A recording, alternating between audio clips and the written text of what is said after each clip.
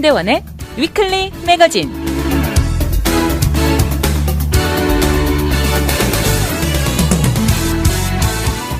안녕하세요. 위클리 매거진의 문대원입니다. 주위에 기침 소리가 유난히 많이 들립니다. 목구멍이 아프고 콧물이 줄줄 흐르는 사람이 너무 많고, 아이가 엄마에게, 엄마가 다른 아이에게 전해주면서 온 식구들은 주말 내내 병자들이었습니다. 공부는 밀리고 학교를 가기도 힘들면서 아이들은 발만 동동 구르고 있습니다. 학교를 다니면서 건강을 잃게 되면 결국 누가 대신 해줄 수도 없는 것, 자기만 손해라는 것을 절실히 느끼고 있습니다. 이런 모습을 애처롭게 바라만 보고 있는 엄마는 본인이 아이에게 옮겨준 것 같다는 죄책감에 마음만 아픕니다. 하루빨리 온 가족이 정상의 모습을 되찾기를 기원하는 마음이면서 일교차가 심한 요새 감기 조심하시기 바랍니다.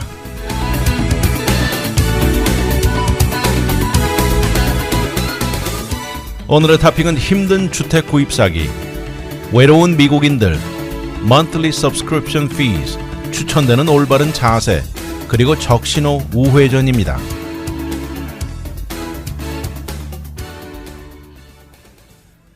현재 주택 구입 상황 아주 어렵죠. 이런 것을 아무리 달콤하게 설탕을 발라서 표현을 해도 좋을 방법이 없습니다. 집을 구입하기에 너무나 최악의 상황들만 합쳐져 있는데요. 지금 30년 고정 모기지 이자율은 7%대에서 요새 조금 내려가긴 했지만 아주 높게 머무르고 있죠. 이것은 1년 전과 비교하면 무려 4%나 뛰어오른 것입니다. 모기지 데이터 회사가 발표한 것인데요. 이런 상황은 주택을 구입하려는 사람의 구매 능력, buying power를 14%나 깎아내린 것이라고 합니다. 물론 여러 가지 이유가 있겠죠. 작년보다 현재 주택을 구입하려는 사람 숫자는 크게 감소했고, 그러면서 주택 판매 숫자도 크게 감소했습니다. 이것은 지난 10월 패니 메이가 실시한 설문조사에서 나온 것인데요. 오직 16%만이 요새가 주택 구입하기 좋은 시기라고 말했는데, 이것은 기록적인 저조한 숫자라고 합니다. 그런데 이렇게 어려운 상황, 이런 현실임에도 주택 가격에는 어떤 하락도 이루어지지 않고 있습니다. 사실 주택 가격은 지난 2년 반 넘게 팬데믹 기간 동안 기록적인 상승을 이루었죠. 그런데 이제는 기록적인 수준에서 떨어지지 않고 유지하고 있는 상황입니다. 거기다 여전히 낮은 매물 숫자로 주택 판매 숫자의 감소와 가격이 변함없는 이유를 들고 있습니다. 부동산 전문가들이 말하는 것은 매물 부족과 높은 이자율의 이런 컨비네이션은 일찍이 본 적이 없다고 하는데요. 그러니 꼭 이사를 해야 하는 상황이 아니니 사람들이 구태여 움직이려는 이런 모티베이션이 없다는 것이죠. 그런데 이런 상황에서도 예를 들어서 새로운 직업을 잡았다거나 이혼, 가족이 늘어나거나 단지 그동안 집을 찾아다닌 것이 억울해서든 주택을 꼭 구입해야 하는 사람들 분명히 있을 것입니다. 부동산이라는 것은 세일이 줄어들 수는 있어도 결코 중단은 없다는 것이죠. 사람들이 살 집은 언제고 절실하게 필요한 것이라는 것입니다. 현 상황이 집을 꼭 사야 하는 상황이라면 고려해보고 추천되는 몇 가지가 있습니다. 첫 번째는 모기지 융자를 해서 마음에 드는 주택을 구입하고 지금 모기지를 하되 나중에 리파이낸스를 하는 방법입니다. 현재 물론 이자율이 높지만 몇 년 안에는 낮아질 이자율로 재융자를 한다는 생각이죠. 그동안 모기지 이자율이 많이 올랐습니다. 그런데 현재 이런 상황에서도 주택 구입이 가능하고 구입을 진정 원한다면 일단 지금 구입하고 몇 년 후에 재융자를 하는 방법이죠. 그런데 여기서 한 가지는 이것을 버틸 능력이 있어야 됩니다. 이렇게 이자율이 낮아질 때까지 최악의 경우에는 미래가 되어도 생각보다 이자율이 떨어지지 않는다면 이것 또한 큰 낭패가 될 수도 있죠. 그런데 한 가지는 재융자한다는 이런 리파이낸싱이 여기 들어가는 비용이 생각보다 비싸게 먹힙니다. 보통 클로징 코스트가 이것의 적게는 융자 비용의 2%에서 높게는 5%까지 든다는 것이죠. 두 번째 옵션은 이자율을 고정해서 변동으로 생각해보는 방법입니다. 점점 더 많은 바이어들이 그동안 인기를 끌어오던 fixed, 고정 이자율이죠. 이것에서 adjustable로 고려 중입니다. 현재 모기지 신청 애플리케이션들 중 12%가 이런 변동을 택한다고 하는데요. 이 12%라는 것은 1년 전만 해도 3% 밑이었으니까 4배 이상 증가한 것이죠. 현재 고정 이자율 평균은 지난주에 7%에서 약간 내려갔는데 7% 안팎입니다. 그런데 변동 이자율은 6.06%라 크게 차이가 나죠. 그런데 요새는 이것보다도 보통 변동과 고정이 합쳐진 하이브리드 방식을 많이 쓰고 있는데 처음 5년 또는 7년 이 정도는 고정해주고 그리고 그 다음에는 변동으로 변하는 옵션이죠. 가장 중요한 것은 현재 모든 것이 높은 환경에서 어떤 방식으로 본인이 그나마 감당할 수 있는 것을 찾는 것이 제일 중요합니다. 이렇게 적응하고 있다가 나중에 이자율이 내려간다면 그때 가서 좀 더 확실하고 영구적인 해답을 얻는 것이죠. 그러니 집을 사서 앞으로 5년이나 7년 후면 또다시 이사를 가야 될 사람이라면 현재 변동 이자율이 한층 더 구매 능력을 높여줄 것입니다. 그리고 매달 페이먼트는 당분간 적게 유지될 것입니다. 여기서도 한 가지 위험한 것은 이자율은 아무도 예측할 수 없는 불가능한 것이죠. 만에 하나라도 이자율이 오히려 높아진다면 이런 위험도를 감수할 수 있어야 됩니다. 그러나 대부분 고정 이자에는 그래도 최고 맥시멈 캡을 정하는 경우가 대부분이죠. 또 한 가지 방법으로 집을 살 때 이자율을 낮추는 방법으로 나와 있는 것이 포인트를 사용하라고 합니다. 이것은 모기지를 앞에 좀 더 많은 액수의 돈을 내면서 이자율을 낮추는 방법이라고 하는데 융자 전문가들이 말하는 것입니다. 이 방법은 영구한 퍼머넌트나 일시적인 템포러리 방법 두 가지가 있습니다. 한 예로 어떤 사람이 템포러리로 바이다운을 했을 경우 첫 1년 동안 이자율이 2%나 낮아져서 2년째는 1포인트 그리고 그 다음은 오리지널 이자율로 돌아가는 방법입니다. 그러면서 이런 방법은 첫 해에 큰 도움을 준다는 것입니다. 물론 주택시장에 달려 있는 것이지만 현재 많은 바이어들이 사라지면서 시장이 약간 소프트해진 것은 사실입니다. 그러니 반대로 이제는 집을 파는 셀러들이 팔기 위해서 많은 오퍼들에 한층 더 플렉서블해지고 있는 그런 상황입니다. 그러니 셀러에게 셀러스 컨세션 혹은 셀러스 크레딧을 요구하는 방법도 한 가지입니다. 그러면서 바이어는 이자율을 낮게 혜택을 받을 수 있다는 것이죠. 현재 셀러들은 그 어느 때보다도 이런 다양한 방법을 니고시에이트 하려고 든다고 합니다. 이런 한 예를 들었는데요. 지난 9월에 모기지 이자율이 5.75%였을 당시에 59만 달러짜리 집에 15,000에서 2만 달러를 깎는 대신 바이어는 셀러에게 15,000달러 셀러스 컨세션을 요구했습니다. 이렇게 해서 딜이 성사가 됐는데 만약에 바이어가 처음처럼 15,000달러를 깎아서 57만 5천 달러에 샀다면 모기지 페이먼트는 감소는 한 달에 78달러였습니다. 그런데 이런 셀러스 컨세션 방법을 이용한 나머지 이자율이 1포인트가 낮아지고 매달 페이먼트가 340달러가 줄어들면서 큰 차이를 가져온 것이죠. 마지막 방법은 돈이 있다면 모두 집을 현금, 캐시로 사는 것입니다. 그러나 전국에 지난해 주택 구입한 사람들 중 97%가 모기지를 이용한 것을 보면 이렇게 캐시로 다 살 수 있는 사람은 결코 소수일 것입니다. 그러나 집 전체를 캐시로 살 수 없는 경우라도 돈이 어느 정도 여유가 된다면 다운페이를 좀 더 많이 하고 모기지 비율을 낮추는 방법도 추천하고 있습니다. 이렇게 다양한 방법을 전문가들과 상담해 어려운 환경에서도 본인에게 가장 좋은 옵션을 선택해서 주택을 구입하시기 바랍니다. 이번 주 해피 땡스기빙 주말이고요. 또 이어서 메리 크리스마스, 해피 뉴 이어 이렇게 등 모든 연말 할리데이 시즌에 여기에 꼭 해피나 메리 등 이렇게 행복한 이런 단어들로 온통 쌓여 있습니다. 이렇게 기쁨으로 가득 찬 기간인데요. 또 거기다가 이런 것을 더 올려주는 것이 TV 프로그램이라든가 광고 또 흘러나오는 그런 음악들이 그렇게 만듭니다. 그런데 실질적으로 생각보다 많은 미국인들이 그 어느 때보다 많은 사람들이 외롭습니다. 현재 미국의 인구 중 혼자 사는 사람의 비율이 28%로 나오는데요. 이것이 50년 전에는 13%였다가 2배 이상 증가한 것이죠. 그런데 이런 외로움을 단지 혼자 사는 사람만 말하는 것이 아니고요.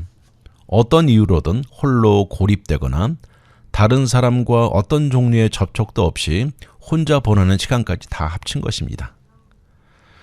사람이 이렇게 인생을 쭉 뒤돌아보면 실제로 나이를 30대 중반으로 접어들기 시작하면서부터 친구들, 가족 친지, 일하는 동료들과 보내는 시간보다 혼자 보내는 시간이 늘어나기 시작합니다. 그리고 나이가 더 먹어가면서 그 속도는 빨라지죠. 그러다 60대가 되고 나면 배우자나 파트너 외에는 만나는 비율도 크게 감소합니다. 그리고 70대가 되면 배우자를 잃을 확률이 높아지고 혼자 보내는 비율이 또다시 크게 증가하죠. 80대가 되면 시니어들 보통 하루 평균 8시간 이상은 혼자 보냅니다. 그런데 이런 것들이 우리 건강에 아주 좋지 않습니다. 인간은 사회적인 동물이란 말을 자주 듣고 살아오죠. 인간은 다른 사람들과 연결이 되었을 때 한층 더 건강하고 더 오래 살고 행복한 삶을 얻을 수 있습니다. 그러니 외로움은 정말 건강에 좋지 않고요. 이런 것은 이번 새로 나온 연구 결과에도 나타났는데 이것을 무엇에 비교했느냐 하면 이런 외로움은 흡연보다 더 빠르게 나이 먹는 노화 현상을 일으킨다고 나와 있습니다. 다시 말해서 나이 먹는 이런 에이징 클락에 의하면 흡연하는 것보다 외로움으로 인한 생리적, 생물학적 여파가 더 강하게 작용한다는 것이죠. 나이를 먹는 과정은 세상을 살면서 세포 차원의 데미지가 생기면서 일어나는 것입니다. 그러면서 다양한 질병에도 걸릴 확률도 높아지는 것이죠. 그래서 요새 시중에는 다양한 anti-aging 테라피들이 신체적 건강에 중점을 두는 것이 많은데요. 그런데 사실 이것과 마찬가지로 정신적 건강도 중요하다고 합니다. 오히려 어떻게 보면 노화 현상에 더 강한 변화를 가져올지도 모르는 것이 바로 정신적 건강이라고 합니다. 근데 그 중에 대표적으로 외로움, 불면증, 무언가 행복하지 못한 상황들이 치명적이라고 하는데요. 이번 연구는 11,914명을 대상으로 비교적 이 많은 숫자의 사람들을 대상으로 이루어진 것입니다. 이런 노화 현상, 특히 건강상 뇌졸중 역시 간, 폐 등 장기 질환이 있는 사람들, 흡연자, 거기다 정신적으로 외롭거나 정신병이 있는 경우 그 속도는 몇 배 빠르게 진행됩니다. 그 중에 희망이 없는 이 불행, 외로운 사람들의 경우에는 최악이라고 하는데요. 이 모든 케이스들이 흡연이 건강과 노화에 미치는 것보다 더 나쁘다는 것입니다. 노화 현상에 초점을 맞추는 Gerontologist Incorporated의 CEO가 있는데요. Dr. Carrie Byrne-Knight 박사는 노년층의 외로움은 전염병 같은 유행이라고까지 말합니다.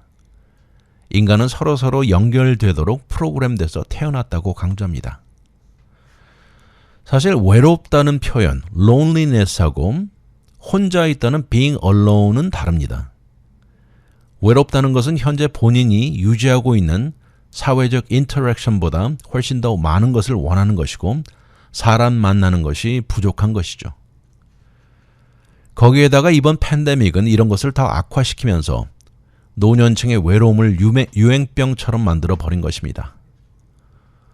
우리에게 익숙했던 사회적 거리두기에 서로 만나는 것이 어려워지면서 이번 팬데믹 기간 동안 바이러스로 인한 코비드로 사망하기도 했지만 많은 숫자의 시니어들이 이런 외로움으로 사망한 경우도 상당수 됩니다.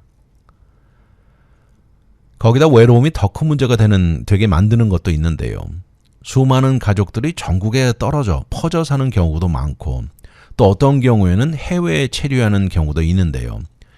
40여 년 만에 최악의 인플레이션으로 이런 여행하기가 힘들게 만든 것도 또 다른 요소입니다. 또 대도시 도심지가 아니고 시골 지역에 거주하는 사람의 경우 이런 인간과 인터랙션을 몇 배 더 어렵게 만드는 것이죠. 17,000여 명을 대상으로 실시된 또 다른 연구 결과가 있는데요. 외로움을 느끼는 사람의 경우 62에서 75% 정도가 조기 사망 위험도 증가한다고 나와 있습니다. 남성의 경우는 여기다 결혼하지 않고 싱글인 경우가 아주 더 치명적이었고요. 종교 활동이 없는 경우, 클럽이나 단체 참여가 없는 경우, 사망에 깊은 연관이 있다고 나왔습니다. 근데 여기에 비교해서 여성들의 경우에는요, 결혼자가 아닌 경우가 제일 큰 요소였고요. 사회적인 활동이 적거나 없는 경우 등이 가장 흔한 이유로 나와 있습니다. 결국 사회적 고립이라고 부르는 social isolation으로 외로움이 다양한 건강을 해치는 위험 요소들과 다를 리 없다는 것입니다. 이럴 때 요새 듣는 줌이나 페이스타임 같은 또는 오래전부터 사용해오던 전통적인 전화 한 통이 상당히 외로움을 덜어줍니다. 그러나 이런 것 없는 것보다 낫지만 그래도 실제 사람과 사람이 만나서 교통하는 것만 못하지요. 예를 들어서 오랜만에 만난 손자를 한번 꼭 포옹해주는 허그를 하는 것이라든지 친구를 만나 커피 한잔 하는 것. 큰 것 아니고 작은 것이지만 이런 데서 얻는 행복함이 거대할 수 있다는 것이죠. 외로움을 덜 수 있는 다양한 방법들이 나와 있는데요. 그 중에 한 가지는 봉사활동이 한 가지입니다. 이것을 통해서 사람과 연결이 이루어지고요. 아주 간단하게 이웃에게 본인 뒷마당에서 기른 야채를 나누어 주는 것부터 시작해서 옆집 사람과 커피를 같이 나누고 무언가 누구를 위해서 하는 것, 그들을 돕게 되고 본인도 큰 행복감을 느끼게 된다는 것입니다. 절대 거대하고 멋있는 것만이 아니어도 가능합니다. 매일같이 본인에게 직접 물어보라고 합니다. 이 세상에 내가 무엇을 기여할 수 있을까 하고 묻습니다. 그리고 이것을 행동으로 옮긴다면 본인이 오히려 얻는 것이 몇 배 더 클 것입니다. 그리고 기다리지 말고 본인이 먼저 연락도 취해야 합니다. 몇 년 동안 소식이 없는 친구들 연락도 취해보고 절대 무엇에 반응하는 reactive가 아니고 본인이 먼저 직접 하는 proactive해지는 것을 추천합니다. 본인이 외로움을 느낀다면 한 가지 생각해야 될 것이 수많은 사람들이 본인처럼 외롭다고 합니다. 그러니까 나가서 먼저 누군가에게 도움을 주면서 나도 행복함을 얻고 외로움을 떨쳐버릴 수 있다는 것입니다. 일론 머스크가 트위터를 인수하고 여러 가지로 말이 많은데요. 그 중에 하나가 앞으로 매달 피를 매기겠다는 말도 한번 했습니다. 이것을 듣고 많은 사람들이 불만을 나타냈는데요. 사실 우리는 현대인들은 수많은 매달 나가는 이런 정규적인 subscription fee로 머리가 아프죠. 많은 경우에는 뭐가 어디로 얼마씩 나가는지도 잊어버린 경우가 태반인데요. 이런 매달 나가는 subscription fee들 셋업도 아주 간단하고 하나하나씩 여러 개가 쌓이기가 너무 쉽죠. 아마존 프라임을 비롯해서 애플 TV, 넷플릭스 등 본인이 내는 액수가 얼마나 나가는지 제대로 인식하지 못하는 사람들이 많습니다. 최근에 마케팅 분석 회사인 CNR Research가 내놓은 것이 흥미로운데요. 현재 미국인 한 명당 매달 subscription fee 액수는 평균 $219라고 합니다. 그런데 이것에 비교해서 또 다른 연구에서는 한 사람당 매달 내는 subscription 그 숫자는 12가지인데 밀레니얼 세대들의 경우는 이것은 평균 17개를 기록하고 있습니다.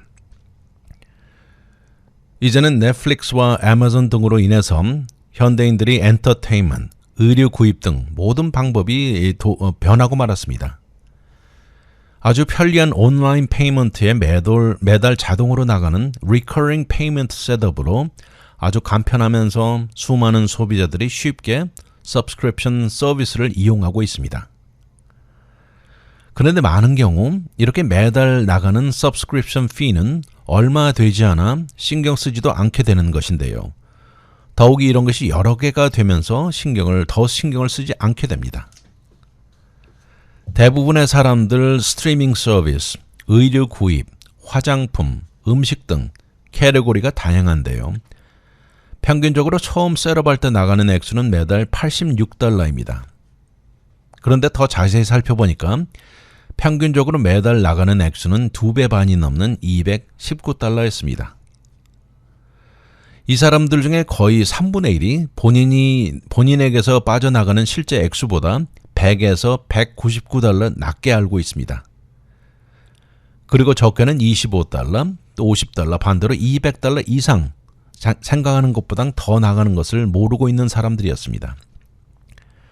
결국 많은 소비자들이 현재 매달 얼마 액수의 돈이 나가는지 따져보는 데서 게을러지기도 하지만 더 추가로 과연 몇 개의 서비스에 돈이 매달 나가는지 그 숫자도 머릿속에서 희미해지는 것입니다. 4명 중 3명의 사람이 매달 자동으로 나가는 이런 걸 recurring subscription이죠. 이것을 잊어버린다고 합니다. 그리고 이런 중에 subscription을 중단하고 난 후에도 페이먼트가 나가는 것을 캔슬하는 것을 잊어버린 경우도 상당수 됩니다. 그리고 대다수인 72%는 매달 나가는 페이먼트를 자동 오토페이로 해놓은 경우가 72%였습니다. 이런 현실이다 보니까 생각보다 많은 회사들이나 은행들이 그들 자체의 앱을 개발하고 서비스를 만들어서 점점 늘어나는 서브스크립션 숫자와 각각 얼마씩 매달 내는지를 트래킹하고 관리해주고 있습니다. 이런 서비스는 현재 10명 중 1명꼴로 이 서비스를 이용하는데 그 중에 Mint, M-I-N-T, Mint가 가장 알려지고 파퓰러하다고 합니다. 최근에 넷플릭스는 어카운트를 여러 명이 쉐어하는 것을 막겠다고 발표하기도 했는데요. 그런데 현재 이 중에 26%는 누군가와 실제적으로 스트리밍 서비스를 공유한다고 했습니다. 그리고 18%는 서비스를 공유하기도 하지만 이 돈을 내는 것을 나눠내기까지 합니다.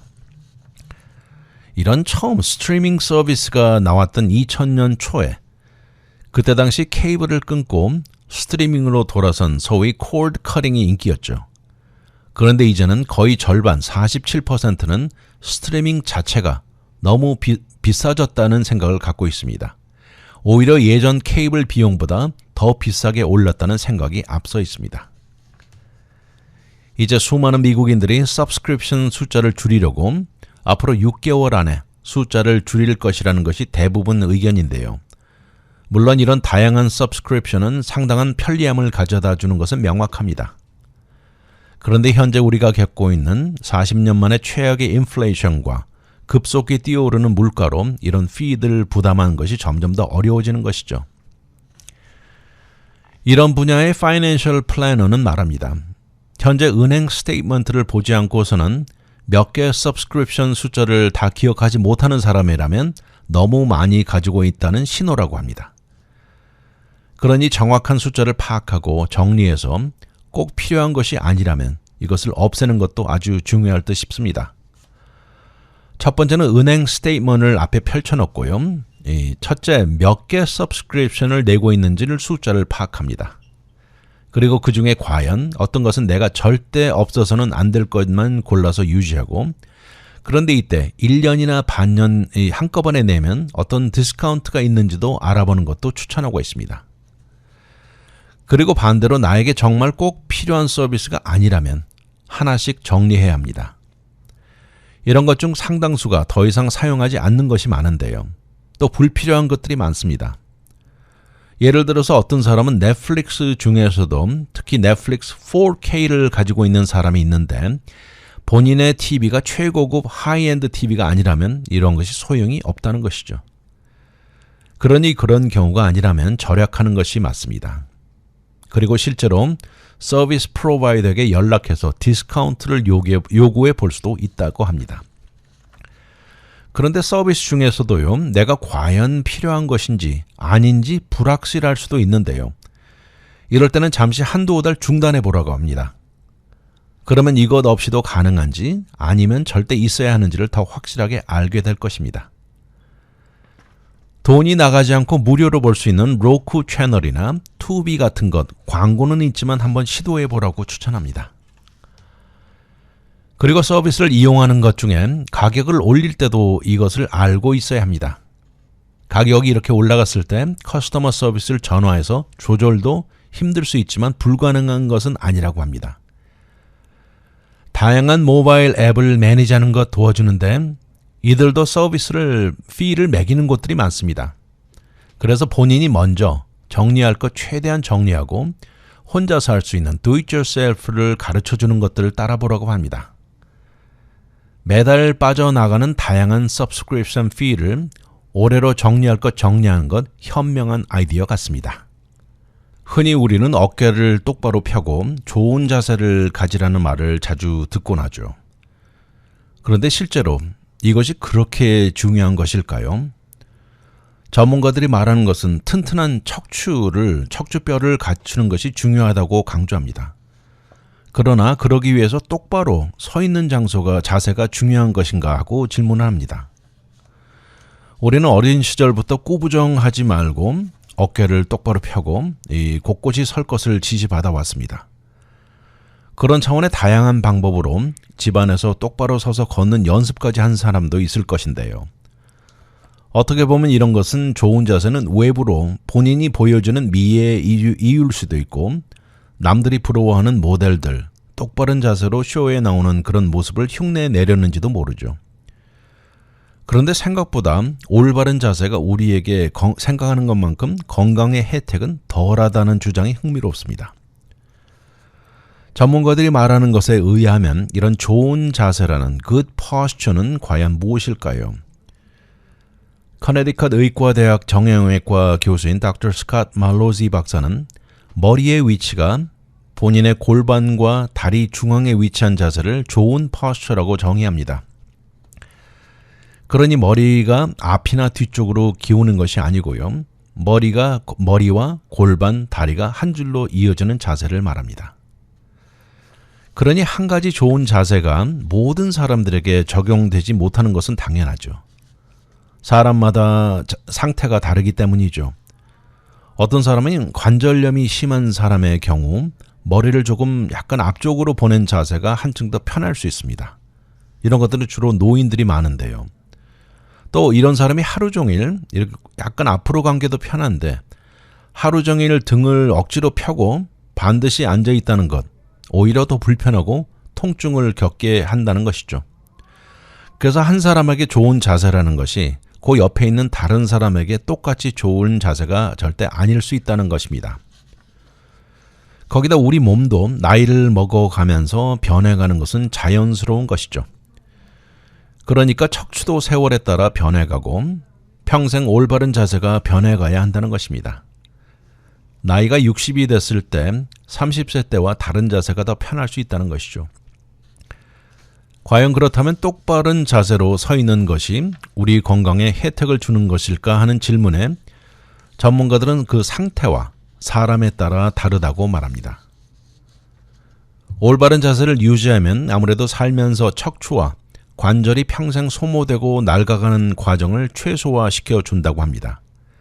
꾸부정하게 이렇게 굽어 있는 자세는 이런 차원의 스파인 척추를 부러지기 쉽게 만들고요. 이 사고나 부상의 가능성을 증가시킨다는 것입니다. 우리가 올바른 자세를 말할 때 두 가지로 나누는데요.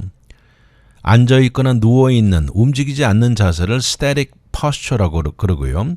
그리고 걷거나 뛸 때 같은 이런 dynamic posture 두 가지로 나눕니다. 그런데 이 모든 두 가지 상황에서도 좋은 자세는 중요하다고 합니다. 우리 자세는 여러 가지 이유로 변합니다. 가장 기본이 앞에 말씀드린 대로 나이이고요. 또 현재 처해 있는 상황입니다. 매일 생활에 따라 변할 수 있다는 것이죠. 이런 자세의 변화는 어떤 종류 일을 하는 사람인지, 또 어떤 여가를 즐기는 사람인지, 전자제품을 어떻게 사용하는지, 부상을 입은 적이 있는지, 심지어 어떤 종류 신발을 신었는지에 따라서 변할 수 있습니다. 오랜 세월 동안 수년 동안 구부정하게 자세를 유지하고 사는 사람이라면 척추가 불규칙적으로 소모되게 만들 수 있으면서 미래 부상의 가능성도 높아집니다. 거기다 체중이 늘어나면 자연히 편한 자세가 변하게 되어 있죠. 현재 본인이 좋은 자세를 유지한다면 미래의 요통의 가능성을 낮춰준다는 것은 증명되지 않았습니다. 그러나 좋은 척추 상태는 미래에 이런 문제가 생겼을 때 이것을 매니지하는 데 한층 더 도움을 준다는 것입니다. 한 예로 요새 많은 사람들이 셀폰을 많이 보는데요. 이런 셀폰을 쳐다보는 습관으로 목을 약간 앞으로 빼내면서 보는 자세가 많습니다. 이런 것은 나중에 목에 통증이 생길 수 있는 가능성을 높인다고 하는데 얼마나 이것이 테크놀로지와 연관이 많으면 텍스트 넥이라는 단어까지 나왔습니다. 이것을 추가로 몸에 무리를 주는 것이죠. 인간의 머리가 약 10파운드 정도 무게가 나간다고 하는데요. 그런데 이런 머리가 앞으로 1인치씩 기우는 것은 몸이 머리를 감당하는 것을 2배로 증가시킵니다. 그러니까 앞으로 머리를 빼내고 텍스팅하는 것 절대 몸에 무리를 주는 것이죠. 그렇다고 똑바로 서 있는 자세, 건강 문제를 해결하는 것은 아닙니다. 그리고 현재 가지고 있는 요통을 해결해 주는 것도 아니라고 하는데요. 여러 연구에서 보여주었듯이 자세를 고치는 것과 통증의 강도를 줄이는 것의 연관이나 증명이 확실하지 않다는 것입니다. 그러니 우리가 흔히 말하고 듣는 꼿꼿하게 앉고 올바른 자세를 유지하는 것이 건강에 좋다고 하는데 이런 목 통증을 예방한다는 것을 두고 새로운 생각을 하게 만드는 얘기입니다. 오히려 어깨를 펴서 척추와 나란히 하는 것이 더 중요하고 이것에 대한 운동으로 등을 더 강하게 만드는 것이 더 중요할 것입니다. 그러면 올바른 자세에 더 이상 신경 쓸 필요가 없다는 말인지에 대해서는 매번 똑바로 꼿꼿이 서는 것에 신경을 쓰는 대신 특정 근육을 더 강하게 만드는 것을 주력할 것을 권합니다. 어떤 근육일까요? 척추를 더 잘 버티게 해줄 근육을 강화하는 것입니다. 본인이 억지로 자세를 잡고 그래서 오히려 덜 불편해지지 말고 이것을 유지될 수 있게 도와주는 근육을 키우는 것입니다. 이 중에 중요한 2가지 근육 그룹이 있는데요. 첫째는 척추를 머리부터 허리 아래까지 양쪽으로 둘러싸고 있는 paraspinal muscle들입니다. 척추를 둘러싼 튼튼한 근육과 관절은 올바른 자세를 유지하는 데 가장 중요하죠. 2번째 근육 그룹은 몸의 핵심, 코어를 유지시키는 근육들입니다.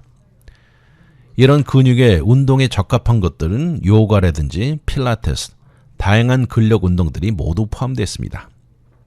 전문가들과 상의하는 것이 가장 현명하게 느껴집니다. 현재 캘리포니아 주에서 운전할 때 특별한 사인이 없는 한 빨간 신호시 완전히 컴플릿 스탑을 하고 안전하다면 우회전이 가능합니다.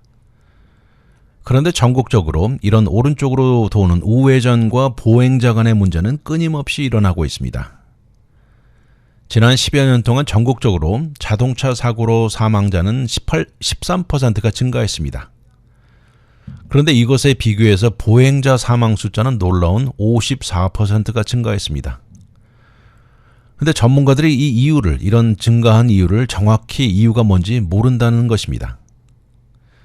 이런 이유는 불투명하지만 정부 차원에서 이런 사망자 트렌드를 되돌리려는 노력이 이어지고 있습니다.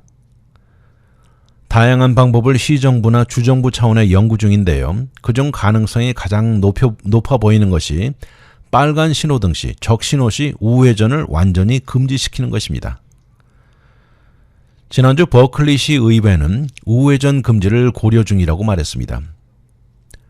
이것은 샌프란시스코, 샌호세, 미시간주의 앤아버, 워싱턴 DC에 이어지는 것으로 이 모든 도시들에서는 보행자 그리고 자전거와 자동차 부딪히는 것을 중단시키자는 의도입니다. 이번에 버클리시는 보행자와 자전거를 타는 사람들을 보호하는 차원에 빨간 신호등 시 우회전을 금지시키는 것을 1차적인 프로포저를 통과시켰습니다.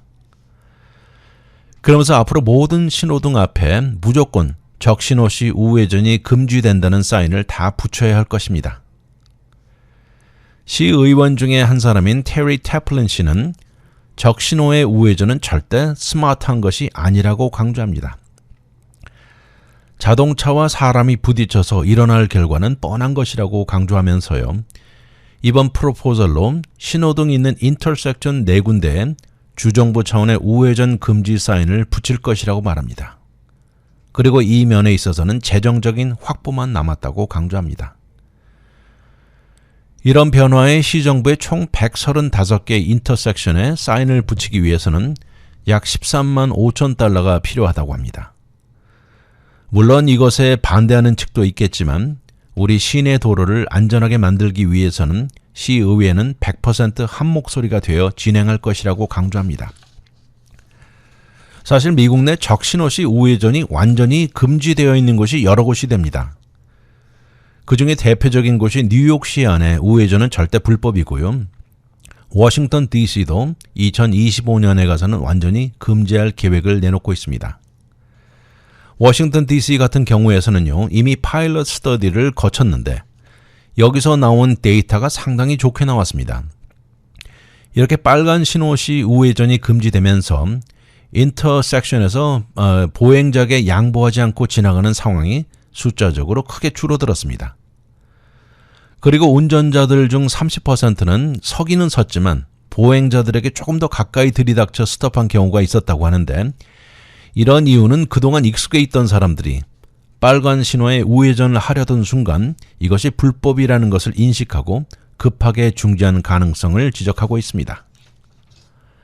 또 길을 건너려는 보행자로서 신호등이 바뀌면 건너려 하다가도 그러는 동시에 자동차가 접근하면서 보행자를 보는 것이 아니고 오른쪽으로 돌면서 운전자들은 왼쪽을 보죠. 반대 방향에서 자동차가 오는지만 보기 때문에 상당히 위험한 상태가 매일 일어난다고 말합니다. 그런 상황이니까 보행자로서는 운전자가 과연 나를 볼 것인지 아닌지를 그때그때 파악해야 하는 것입니다. 이런 것을 보면서 LA 같은 곳에서도 우회전 금지가 좋은 아이디어라는 사람들이 늘어나고 있습니다. 운전을 하는 사람 입장에서는 신호가 빨강색으로 바뀌면 많은 것을 머리로 프로세스 해야 된다고 말합니다. 인터섹션에 접근하고 누가 내 앞에서 길을 건너는지를 확인하고 자전거 탄 사람이 내 오른쪽으로 다가오는지도 보고 또 내 뒤에 따라오는 운전자가 내가 빨리 돌지 않아 짜증내는지 등등 생각할 것들이 너무 많다는 것입니다. 이럴 때 빨간 신호시 우회전이 무조건 불법이라면 많은 것을 생각할 필요가 없다는 것이죠. 그런가 하면 실제로 미국 내 적신호의 우회전이 합법적인 곳도 많다고 합니다. 캘리포니아 경우 지난 1939년 빨간 신호의 우회전이 가능하게 정한 첫 번째 주였습니다. 그러다 지난 1973년 에너지 크라이시스 동안 가솔린 한 번 넣으려고 몇 시간씩 줄을 섰던 그때 당시가 기억납니다. 그때 당시에 트래픽 엔지니어 한 사람이 빨간 신호에 우회전을 하는 것이 가솔린을 절약한다는 주장을 내놓으면서 1975년 가서 연방정부는 Energy Policy and Conservation Act를 통과시키면서 주정부들에게 적신호시 우회전을 허용하라고 지시했습니다. 만약 그렇게 하지 않을 경우에는 연방 지원이 없을 것이라고 얼음장을 놨죠. 이제와 뒤돌아볼 때 이런 정책은 상당히 멍청할 정도까지라고 말을 합니다. 이런 것을 보면 자동차에 중독된 미국 사회라는 것이 증명되고 모든 것이 보행자보다는 자동차가 늘 우선권을 갖는다는 것을 보여주는 것입니다. 빨간 신호의 우회전을 허용한다는 것, 늘 위험한 아이디어라고 말합니다. 그래서 맨 처음에 자동차 신호가 생겨났을 때 그때부터 트래픽 룰이 우회전이 금지되었던 것입니다. 그리고 이제는 사고는 늘 나게 되어 있다는 것을 받아들이고 알고 산다는 것이죠. 그러니 미국에서 인구 밀도가 가장 높은 도시 뉴욕시 같은 곳에서는 빨간 신호의 우회전은 절대 금지입니다. 이렇게 우회전, 라이트턴은 보행자들에게 너무 위험합니다. 이렇게 위험을 낮추고 보행자를 보호하는 차원에서 이들에게 자동차에 노출되는 것을 줄여야 하고요. 그런 차원의 빨간불의 우회전 금지가 대표적으로 나오는 것입니다. 앞으로 버클리시는 재정을 두고 투표를 할 계획인데요. 다가올 반대측 의견과 힘겨루기는 일어날 것은 확실하다고 내다보는데 앞으로 우회전 금지에 최선을 다하겠다고 말합니다. 그러면서 고개를 돌리면서 물어봅니다. LA도 이런 변화의 소리를 듣고 계신가요? 하고 묻습니다.